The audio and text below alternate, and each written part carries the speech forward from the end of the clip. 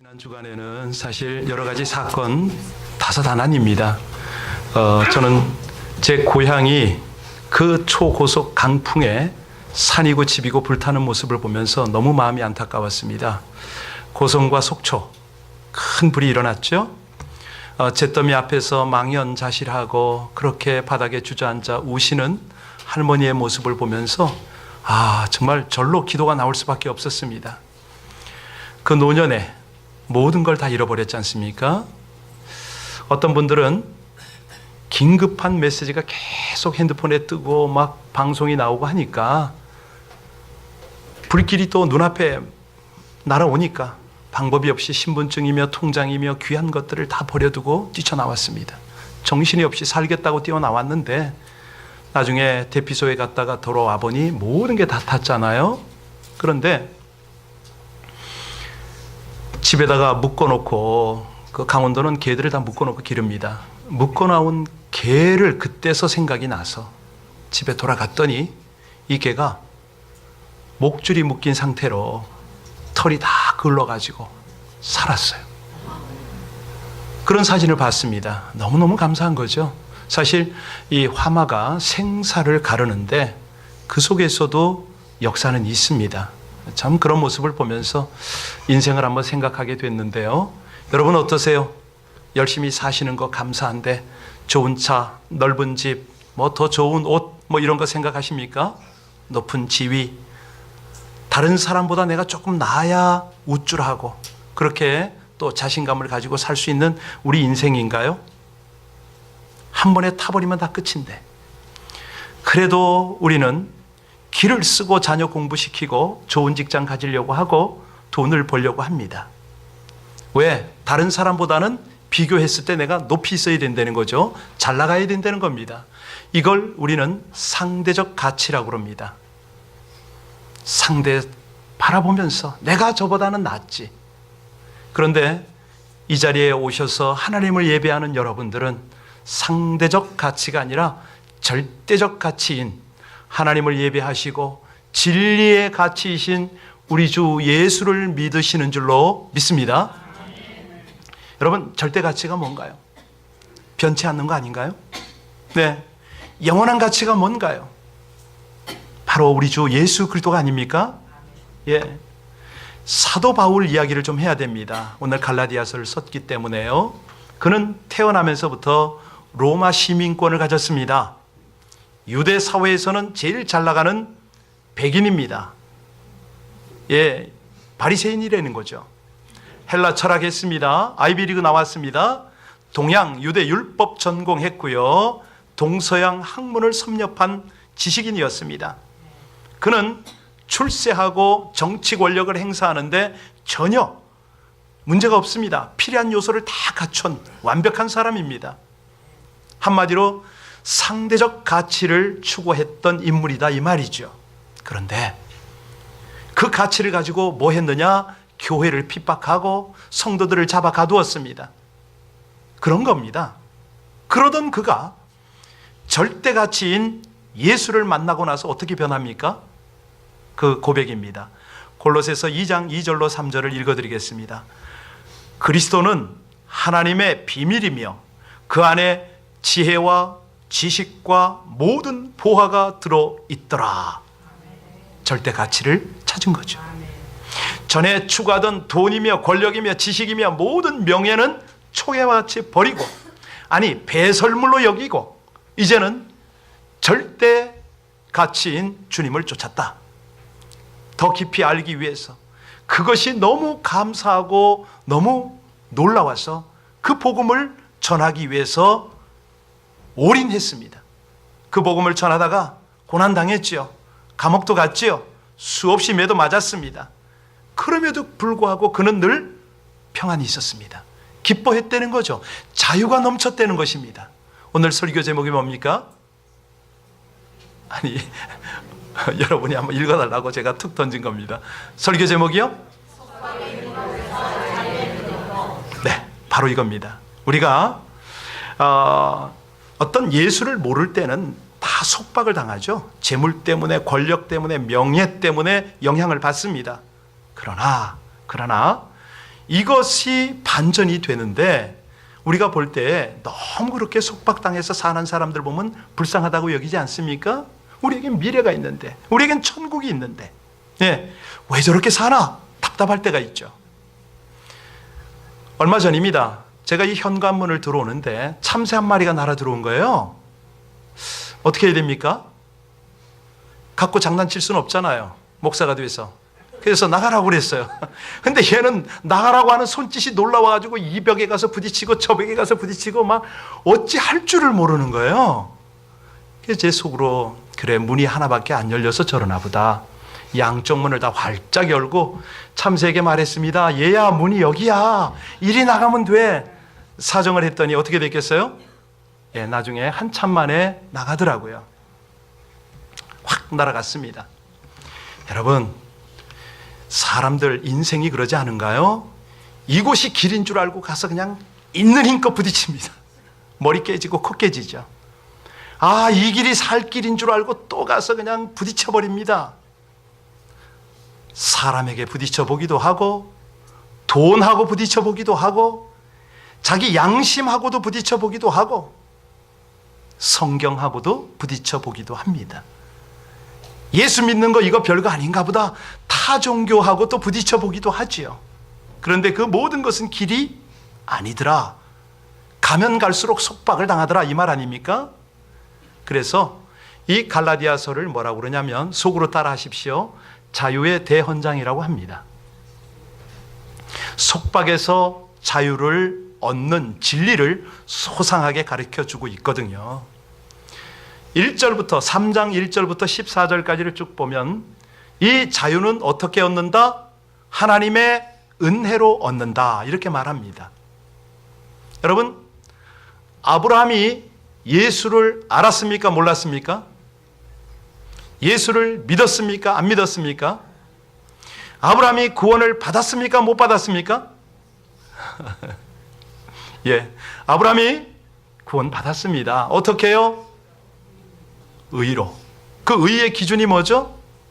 하나님을 믿었기 때문에. 이것을 우리는 하나님의 은혜다, 이렇게 설명할 수밖에 없습니다.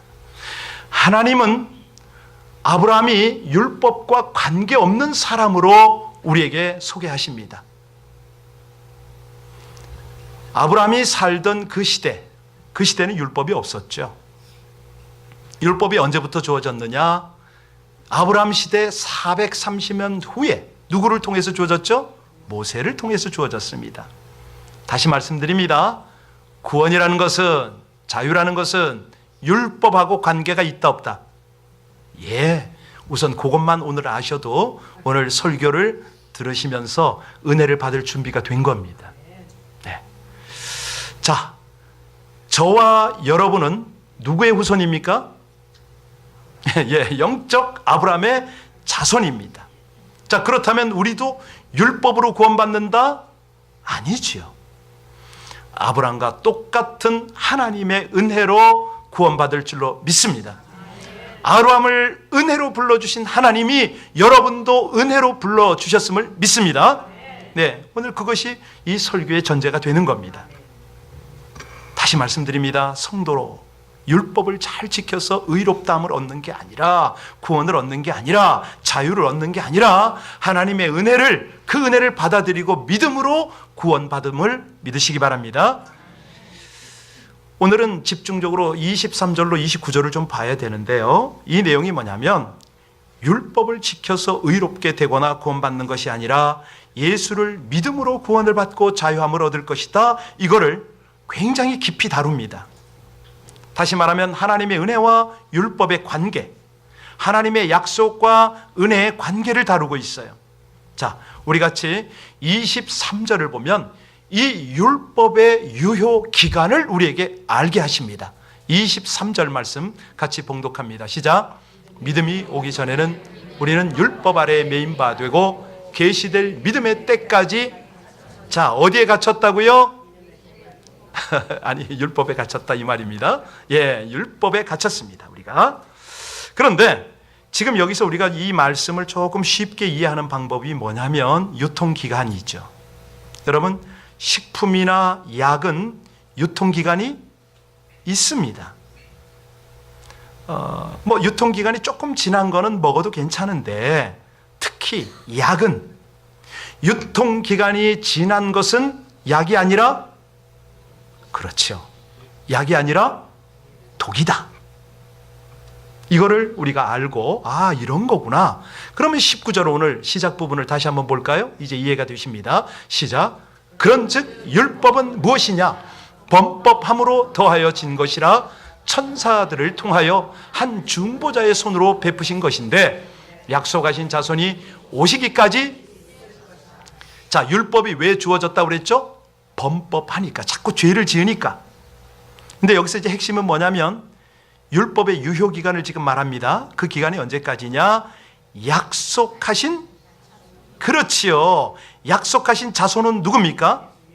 할렐루야. 예, 잘하십니다. 자, 율법은 언제까지 필요하다고요? 예수 그리스도가 오시기까지만 필요하다. 이거를 이해하기 위해서 우리는 조금 율법의 이 효력을 좀 아셔야 됩니다. 여러분, 유대인들이 율법을 지키려고 굉장히 노력했죠. 정말 열심히 살았습니다. 바리새인은 물론이고 얼마나 열심히 율법을 지켰는지 몰라요. 그런데 결과가 뭐였죠? 심각한 죄의식입니다. 너무 심한 죄책감을 가지는 거예요. 나 이러다가 하나님께 심판받지, 불안과 공포, 이거였습니다. 율법의 결과가 뭐냐? 죄의식이라는 거예요. 죄책감이라는 거예요. 그러니까 불안과 공포라는 거예요.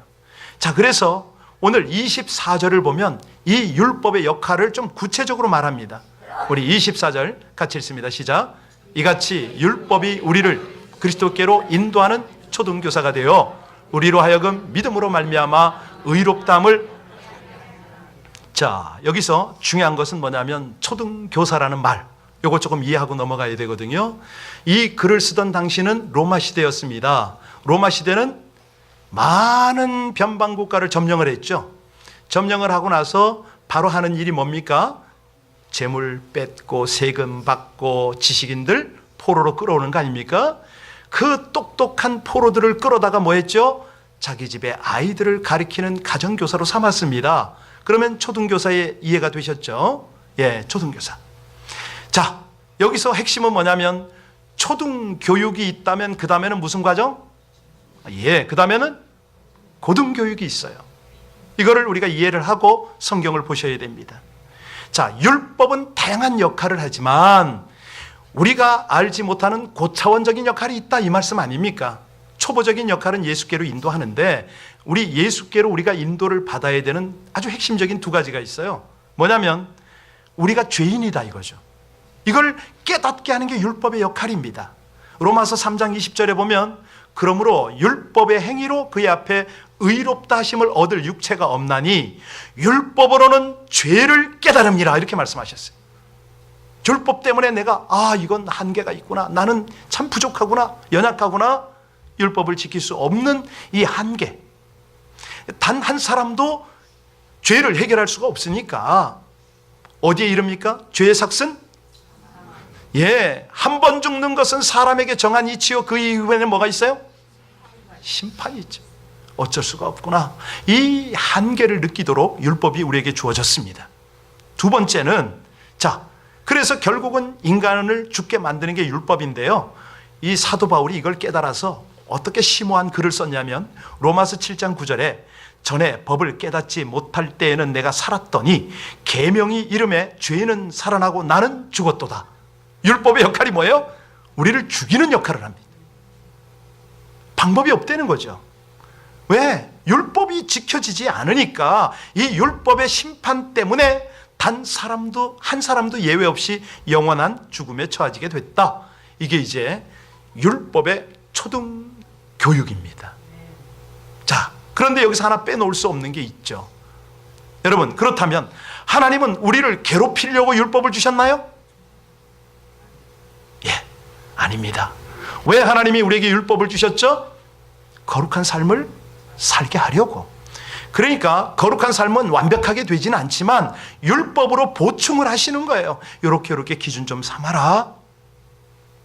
너 함부로 남의 것 훔치지 마.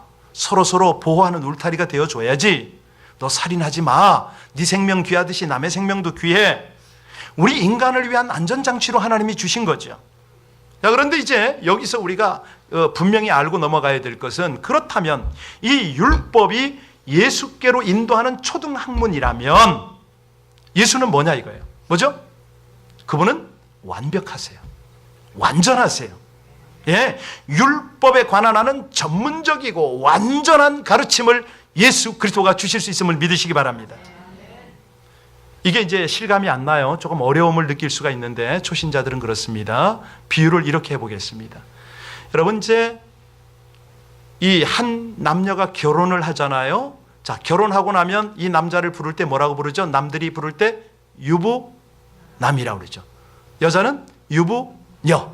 그러니까 졸지에, 예, 아주 그냥 결혼 첫날부터 유부남 유부녀가 되는 거예요. 그죠? 처녀 총각이. 자, 그러면 유부남 유부녀가 됐다면은 이 부부는 어떻게 살아야 됩니까? 최소한 신실하게 남편과 아내 역할을 해야 되잖아요. 이성의 유혹이 몰려와도 한눈 팔면 안 되는 거죠. 맞습니까? 네. 그런데 결혼하자마자 이런 상황에서 초연해지는 것은 아니지요. 예를 들어서 옛 애인이 있었다. 어떻게 됩니까? 생각이 날 수도, 뭐 전혀 뭐 관계없는 사람처럼 그러세요? 어떻게? 애인 없으셨어요? 옛 애인이 있었다면, 예, 조금은 떠오르거나 비교가 되거나 뭐 미련이 있지 않겠어요? 그죠? 이걸 비유하는 겁니다. 우리 속에 죄가 있어요. 이 죄의 유혹이 계속 있는 거예요. 야, 뭐 적당히 살지, 뭐 그렇게 양심 찾고 뭐 찾고 어떻게 그 깨끗하게 사냐, 뭐 이런 어떤 죄의 유혹이 여전히 우리 속에 남아 있어요. 가령 이런 거예요. 옛날 애인하고 뭐 밥 한 번 먹는데 뭐 그렇게 잘못됐냐? 차 한 잔 마시는 게 그렇게 큰 죄냐? 아니, 전화도 카톡도 한 번 할 수 있는 거지. 이렇게 죄는 우리를 유혹을 합니다. 바로 그 얘기예요. 그 얘기. 네. 자, 하나님이 우리에게 율법을 주셨는데, 그러면 이 율법을 통해서 우리는 어떻게 이런 죄의 요소들을 이길 것이냐? 여러분, 유부남, 유부녀가 한눈 안 파는 비결이 뭐죠? 몰라서 묻는 건 아니죠? 부부가 더욱더 친밀해지는 수밖에 없습니다. 그렇지 않습니까? 옛 애인의 유혹을 물리치고 이기는 방법은 자기 힘이 아니죠. 배우자를 의지하는 거죠. 자기는요, 결혼 반지 항상 끼고 다녀야죠. 빈틈을 보이지 않아야죠. 배우자와 함께 옛 애인을 쫓아내야죠. 자, 오늘 성경에서 왜 이렇게 비유를 하느냐? 우리의 완전한 배우자는 누굽니까? 그렇습니다. 그걸 강조하는 거예요. 초등교사가 아니라는 거죠. 완전한 교사라는 거예요. 이 예수 그리스도와 완전한 연합, 아름다운 연합, 견고한 연합을 통해서 옛 애인인 죄를 물리치시기를 주의 이름으로 축원합니다. 네. 결국 율법의 용도가 뭐죠? 우리를 예수께로 인도하는 겁니다. 예수와 하나 되게 하는 겁니다. 그래서 하나님은요, 예수를 믿음으로 말미암아 의롭게 된다. 우리는 아무 능력이 없죠. 그분이 의롭다는 거예요. 오늘 26절부터 29절까지는 이 믿음의 절대 가치를 우리에게 말씀합니다. 여러분, 여러분이 똑똑해서 예수 믿으십니까? 잘나서 예수 믿으십니까? 아무나 예수 믿습니까? 믿음은 순전히 하나님의 선물임을 믿습니다. 그래서 에베소서 2장 8절에 너희가 그 은혜로 인하여 믿음으로 말미암아 구원을 얻었나니 이것이 너희에게서 난 것이 아니요 뭐라? 하나님의 믿음은 하나님의 선물입니다. 자, 그러면 우리 하나님께서 왜 우리에게 예수를 주고 믿음을 주고 왜 그럴까요? 왜 이렇게까지 한량없는 은혜와 사랑을 베푸실까요? 하나님의 목적이 뭘까요? 26절 보시기 바랍니다. 26절 시작. 너희가 다 믿음으로 말미암아 그리스도 예수 안에서. 자, 하나님이 왜 이렇게 우리에게 은혜를 주신다고요? 그렇습니다. 내 자녀니까, 내 자녀 삼으시려고. 이것이 하나님 편에서는 절대 가치입니다. 모든 것을 다 내어주고. 여기 중요한 단어를 놓치시면 안 되는데, 하나님의 자녀가 되는데 어떻게 되죠? 예수 그리스도 안에서 믿음으로. 여러분, 여기가 너무너무 중요한 게 뭐냐면 사도 바울이 그런 고백을 해요. 또한 모든 것을 해로 여김은 내 주 그리스도 예수를 아는 지식이 가장 고상함이라. 내가 그를 위하여 모든 것을 잃어버리고 배설물로 여김은 그리스도를 얻고 그 안에서 발견되려 함이니 내가 가진 의는 율법에서 난 것이 아니요 오직 그리스도를 믿음으로 말미암은 것이니 곧 믿음으로 하나님께로 난 의라. 이런 고백을 해요. 참 수준이 있죠. 믿음을 하나님이 선물로 주셨는데 그 믿음 때문에 하나님이 나를 의롭게 여기고, 이거를 하나하나 깨달아가다 보니까 예수가 너무 고상하더라. 이것밖에는 내가 가질 것이 없고 이것 외에는 내가 취할 것이 없더라. 다 그 고백을 한 거예요. 바울이 뭘 발견했습니까? 뭘 깨달았습니까? 자기가 예수 안에 있더라. 이걸 깨달은 거예요. 여러분들도 주님 안에 있음을 믿으십니까? 이거 분명히 하셔야 됩니다. 뭐 두리뭉실하게 내가 예수를 믿고 이거 아니고요. 주님이 내 안에, 내가 주님 안에 있는 거 이거 분명히 하셔야 돼요. 이거 안 되면 안 됩니다. 왜 그러냐면 오늘 설교의 제목처럼 우리가 속박에서 자유를 얻는 비결은 뭐냐면 그 안에 들어가는 거잖아요. 그럼 뭐 이론적으로 알아서 무슨 소용입니까? 그런데 놀라운 것은 예수 그리스도가, 그분이 평강임을 믿으십니까? 그분이 사랑임을 믿으십니까? 그분이 자유함이심을 믿으십니까? 그 안에 들어가는 거예요. 그 안에. 어떻게? 믿음으로. 이게 자유예요. 이게 얼마나 놀랍습니까? 나 혼자 머리 섞이고 나 혼자 고민하고 갈등해봐야 아무 소용없는 겁니다. 여러분, 예수 자체가 자유고 평강이고 은혜고 사랑이기 때문에 그분 안에 머물 때 그 모든 은혜는 여러분 것이 됨을 믿으시기 바랍니다. 이렇게 사는 것이 크리스천이거든요. 이게 크리스천이에요. 그래서 아까 갈라디아서를 무슨 대헌장이라고 그랬죠? 자유의 대헌장이다. 자, 하나님께서 왜 이렇게 우리를 가르치시고 이렇게 은혜를 베푸시는가? 27절 두 번째 하나님의 가치입니다. 절대가치, 하나님의 가치. 27절 시작. 누구든지 그리스도와 합하기 위하여 세례를 침례를 받은 자는 그리스도로 옷 입었느니라. 여러분, 아까도 말씀드렸지만 우리가 율법을 범하면 결과는 죽임입니다. 죽임으로 끝나는 게 아니라 심판까지 가야 되죠. 그런데 이 안타까운 상황 때문에 하나님이 행하신 일이 뭐냐면, 예수께서 십자가에 못 박혀 달려 돌아가실 때에 2000년 전에 그 자리에 여러분을 함께 십자가에 못 박으셨습니다. 실감 안 나죠? 그때 내가 태어나기나 했나? 우린 그렇게 생각할 수가 있습니다. 그러나 여러분들은 하나님의 자녀라고 고백을 하셨어요. 그 자녀를 위해서 우리 주 예수는 어제나 오늘이나 미래나 영원히 변함이 없으시잖아요. 여러분, 하나님 안에서는 모두가 오늘임을 믿으십니까? 우리가 육신 갖고 있어서 과거, 현재, 미래를 따져요. 하나님은 시간 개념 없으신 분이에요. 시, 공간 초월하세요. 2000년 전에 이미 예수와 함께 여러분을 십자가에 못 박으셨음을 믿으시기 바랍니다. 우리가 그리스도 안에 들어가는 거죠. 이 율법의 저주에서 자유함을 주시려고 우리 하나님이 그 일을 하셨어요. 하나 되게 하시려고 했다고 그러잖아요. 지금 예수의 옷을 입힌다는 거예요. 예수의 죽음이면 예수의 부활이 여러분의 것임을 믿으시기 바랍니다. 28절 보겠습니다. 28절 같이 봉독합니다. 시작. 너희는 유대인이나 헬라인, 종이나 자유인이나 남자나 여자나 다 그리스도 예수 안에서 하나니라. 하나님이 이 축복을 주시고 싶은 거예요.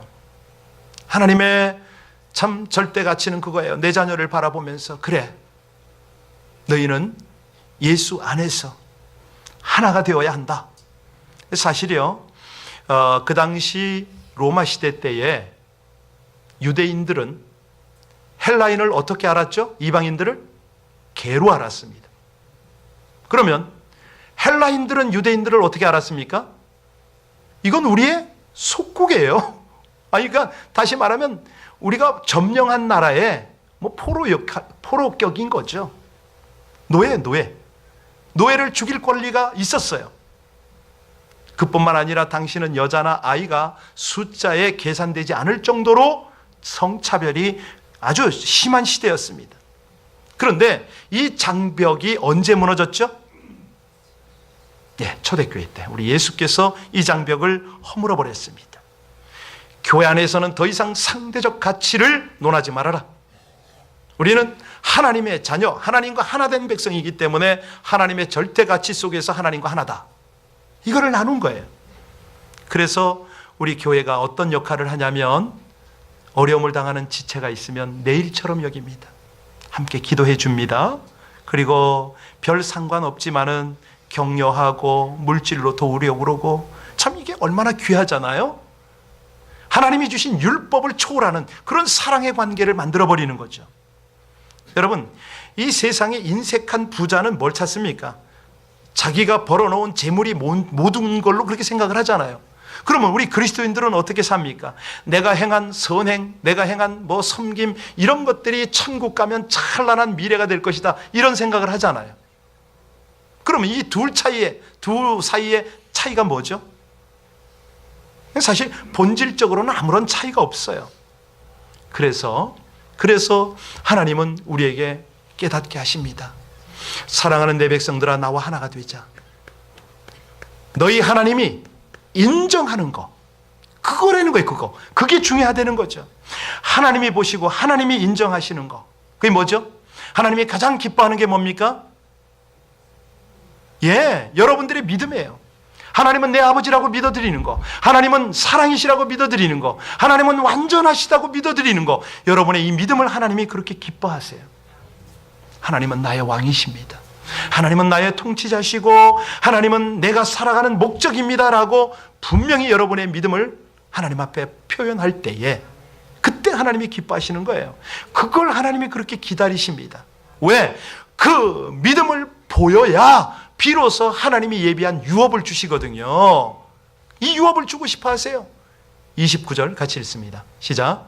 너희가 그리스도의 것이면 곧 아브라함의 자손이요 약속대로 유업점, 이으라는 거예요. 유업점 너희가 좀 받아라. 내가 이 모든 은혜와 축복과 이 모든 것들을 너희에게 주고 싶은데, 여러분, 아브라함에게 약속한 게 뭐죠?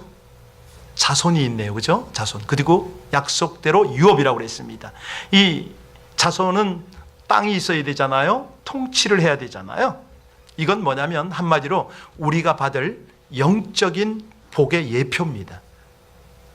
우리가 영적으로 아브라함 자손이고 영적으로 아브라함의 유업을 이을 받을 자인데, 이거는 복이라는 거죠. 근데 그 복 중에서도 우리는 절대적인 복을 지금 하나님께로부터 보장을 받았습니다.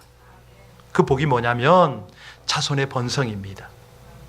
여러분, 이 자손 그러니까 또 무슨 애를 많이 놓고 이렇게 생각하시는 게 아니고요. 신앙의 자손입니다. 그 번성이에요. 믿음의 가정마다 믿음의 자손들이 번성하는 건 물론이고요. 우리 믿음의 공동체를 통해서도 이 번성이 이루어집니다. 감사한 것이 우리 LA 비전교회가 개척이 이제 9년 아닙니까? 여러분의 목사님이 나오고 이제 몇 분의 선교사님이 또 나갔어요. 북경에서 제가 섬기던 그 교회에서 목사 전도사가 10여 명이 됐더라고요. 저 깜짝 놀랐어요. 자매들 빼고 굉장히 숫자가 많아지는 것 같아요. 앞으로 얼마나 더 나올지 잘 모르겠습니다. 이렇게 하나님이 보장을 하세요. 또 땅에 대한 약속도 그런 거예요. 땅 그러면 무슨 땅 따먹기, 땅 사기가 아니고요. 집 사기가 아닙니다. 하나님이 생각하시고 우리 가운데 허락하시는 영적인 복은 뭐냐면 땅 끝까지 복음이 전파된다, 이 말씀입니다. 하나님이 만드신 땅을 다 점령하도록 한다는 거죠. 복음으로 뭐 방송과 미디어로 선교로 땅끝까지 하나님의 통치를 이루게 하는 그 통로로 우리를 쓰시겠다는 거 아닙니까? 여러분, 통치라는 게 뭐예요? 하나님 나라거든요. 하나님 나라가 어디 임합니까? 우리 속에 임하잖아요. 여러분 심령이 지금 임하잖아요. 왜? 지금 여러분은 설교를 듣고 계세요. 이 설교를 듣고 보니까 깨달음이 와요. 오, 아멘 아멘 할 때 이미 하나님은 성령을 통해서 우리 마음을 다스리고 계시거든요. 이걸 하나님의 나라라고 그러고 통치라고 그래요. 여러분이 교회에 나올 수 있었고 하나님을 아버지로 모시고 살고 또 하나님의 약속을 붙잡고 이 모든 것이 하나님의 다스림이고 통치고 하나님의 은혜인 줄로 믿습니다. 우리 인간이요, 구원에 이르고 거룩한 유업을 받는 것은 절대로 인간의 공로는 없습니다. 가능하지 않습니다. 그래서 하나님은요, 우리 주 예수의 대속의 공로를 힘입게 하셨습니다. 자, 그렇다면 이 예수님의 대속의 은혜를 입은 자녀는 더 이상 율법 아래 있을 필요가 없다는 거죠. 왜? 율법의 한계, 율법의 제한을 뛰어넘는 율법의 완성자 다 이루셨잖아요. 그분을 우리는 믿고 그분과 하나가 되거든요. 그냥 넘어가는 거예요. 근데 문제가 뭐냐면 성도들은요, 하나님의 은혜를 충만히 받고 있으면서도 이걸 잘 몰라요.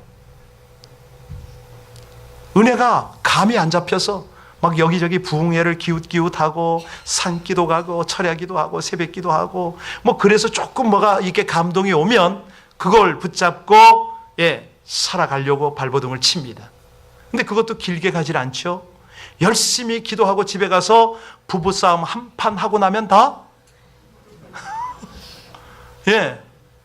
중요한 건 뭐냐면요, 내가 이 속박에서 자유를 누리는 은혜를 지금 받고 있다, 이미 받았고 지금도 누리고 있다, 이거를 깨닫는 게 관건입니다. 율법의 한계와 복음의 능력을 분명히 깨달아야 됩니다. 그리고 그 깨달은 걸로 멈추면 안 되고 누려야죠. 나눠야죠. 여러분, 율법은 예수께로 인도하는 초등교사라고 그랬습니다. 그러면 예수 그리스도는요, 율법을 완성하시고 율법의 고차원을 이끌어 가시는 완벽한 교수이심을 믿습니다. 그런 거죠. 율법이 우리를 속박하지만 그리스도는 우리에게 자유를 주십니다. 우리가 더 이상 율법 아래 있질 않지요. 어디 있습니까? 하나님의 은혜 안에 있습니다. 그래서요, 제가 여기 뭐라고 썼는데 모르겠네. 여러분, 이 은혜의 길을 갈 수 있도록 예수님이 길이 되어 주셨습니다. 그 예수의 길을 함께 동행하고 따라가다 보면 거기에 자유가 있습니다. 결국 믿음을 통해서 우리 하나님은 하나님의 아들, 딸이 되게 하시고 율법의 저주에서 해방되게 하시고 그리스도와 하나가 되어서 친밀하게 교제를 하면서 말할 수 없는 영적 복을 누리게 하십니다. 이것이 오늘의 설교의 요약이었습니다. 여러분, 그렇다면 오늘 우리는 기도해야죠. 하나님, 너무 감사하다고, 아무것 하나 제대로 된 것 드릴 거 없지만 은혜를, 이 한량없는 은혜를 제가 어쩌다가 받게 되었습니까? 어쩌다가 이 하나님을 믿게 되었습니까? 어쩌다가 이 예수를 만나서 예수 안에서 이 길을 가게 되었습니까? 돌아볼수록 제가 옛날에인 그 죄를 자꾸 따라가는데 제 자신이 돌아볼수록 왜 그렇게 죄에 묶여 살아가려고 하는지 영적으로, 도덕적으로 너무 무력합니다. 죄인입니다. 이제 그리스도의 십자가에 그것을 못 받고 주님과 함께 다시 살기를 원한다고, 이 시간에 우리 함께 같이 오늘 말씀 생각하며 다 같이 간절히 기도 올리겠습니다.